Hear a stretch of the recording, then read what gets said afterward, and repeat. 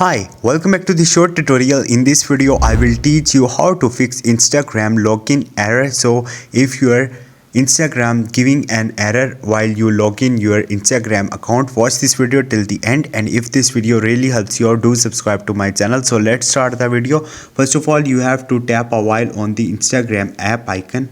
Click on the info button. Go to the storage and the cache. Simply you have to clear cache and try to log into your account. If it's still not working, simply go back, open your Play Store, search here Instagram. Once you will search for it, you can simply update your Instagram, and once you will do it, try to log into your account. If it's still not working, simply remove your Instagram application and again install your Instagram and log into your account. So this is the way. Hope this video will helpful for you. If you have any question or any confusion, just drop a comment. I will try to help you. Thank you.